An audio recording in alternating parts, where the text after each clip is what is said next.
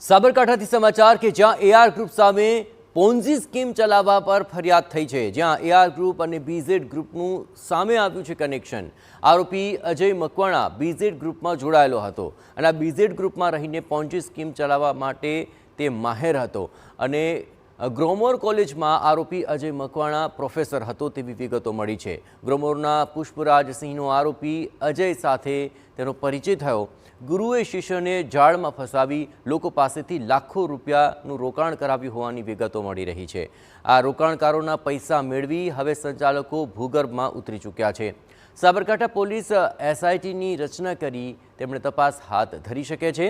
આરોપી અજય મકવાણાએ બિટકોઇન અને યુએસડીટીમાં બાયસેલ કરતા હોવાની પણ વાતો કરી હતી। આ મામલે ડીવાયએસપી કક્ષાના અધિકારીના વડપણ હેઠળની તપાસ સમિતિની રચના થઈ શકે છે। એસઆઈટીની રચના બાદ તપાસનો ધમધમાટ શરૂ થશે। અહીં એસપી સાબરકાંઠા દ્વારા તપાસ અને ફરિયાદ સંદર્ભે મહત્વના ખુલાસા જાહેર થઈ શકે તેમ છે। આપણે જણાવીએ કે સાબરકાંઠામાં બીઝેડ કૌભાંડ બાદ 1 ડઝન જેટલી પોન્જી સ્કીમની ઓફિસો હિંમતનગરમાં ટપોટપ બંધ થઈ ગઈ અને હવે આવા કૌભાંડમાં વધુ એક નામ સામે આવ્યું છે, એઆર કન્સલ્ટન્સી, જેણે 3 થી 10% સુધીનું વ્યાજ ચૂકવવાની લાલચ આપી હતી, પરંતુ થોડોક સમય વળતર ચૂકવી ત્યારબાદ પૈસા આપવાનું બંધ કરી દેવાયું। એઆર પોન્ઝી સ્કીમને લઈને સીઆઈડી ક્રાઇમ અને સ્થાનિક પોલીસ સામે રજૂઆતો થઈ હતી।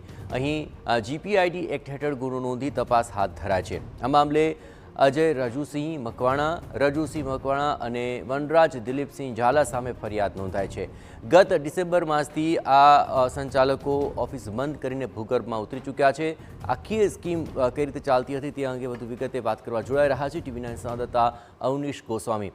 અવનીશ, ફરી એક પોન્જી સ્કીમનો આ મામલો સામે આવી રહ્યો છે। હાલ જે એઆર ગ્રુપનો મામલો સામે આવ્યો છે, કઈ પ્રકારે તેનું આખું નેટવર્ક ચાલતું હતું અને કઈ રીતે આખો મામલો ઉજાગર થયો? જયેશ, વાત કરવામાં આવે તો જે પ્રકારનું આ નેટવર્ક હતું બિલકુલ કોપી ટુ કોપી બીજેડ કૌભાંડ જે હતું તે પ્રકારે ચલાવવામાં આવતું। બીજેડની જે પોન્જી સ્કીમ હતી તેની અંદર આ જે સંચાલક છે અજય મકવાણા તે સામેલ હતો। તે રણાસણની ઓફિસ સંભાળતો હતો અને તે પોન્જી સ્કીમને ચલાવતો હતો। એટલે ભૂપેન્દ્ર ઝાલા સાથે સીધો જ સંકળાયેલો હતો અને ત્યારબાદ તેણે પોતાની એઆર ગ્રુપ નામની 2 પ્રકારની એક જુદી જુદી ઓફિસો ખોલી હતી ને ત્યારબાદ તેણે પણ રોકાણ લેવાની શરૂઆત કરી હતી।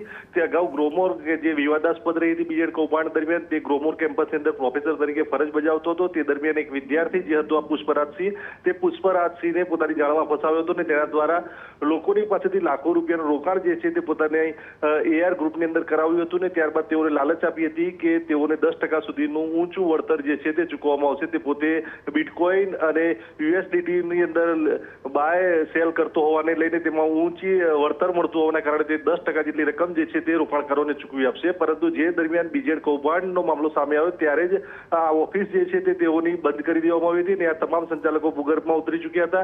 તે દરમિયાન પણ અનેકવાર રજૂઆતો સીઆઈડી ક્રાઇમ સામે પણ થઈ હતી, સ્થાનિક પોલીસ સામે પણ થઈ હતી, પરંતુ તેમ છતાં પણ જાણે કે આખા મામલાને નજરઅંદાજ કરવામાં આવતો તે પ્રકારનું દ્રશ્ય ખડું થયું હતું। સીઆઈડી ક્રાઇમને રજૂઆત કરવા છતાં પણ કોઈ પણ પ્રકારે જાણે કે કાર્યવાહી ન થતી હોય તેના કારણે રોકાણકારોમાં એક નિરાશા વ્યાપી હતી। પરંતુ જે પ્રકારે રોકાણકારો આ લડત આપતા હોય તે પ્રકારે સાબરકાંઠા પોલીસને વાત કરતા આખરે સાબરકાંઠા પોલીસે આ મામલાની ફરિયાદ દર્જ કરી છે અને તપાસ શરૂ કરી છે। એટલે કે એક આશા બંધાઈ છે કે જે પ્રકારે રોકાણકારોને છેતરવામાં આવતા હતા, રોકાણકારોને લલચાવવામાં આવતા હતા, તેવી પોન્જી સ્કીમો સામે હવે કાર્યવાહી થઈ શકે છે।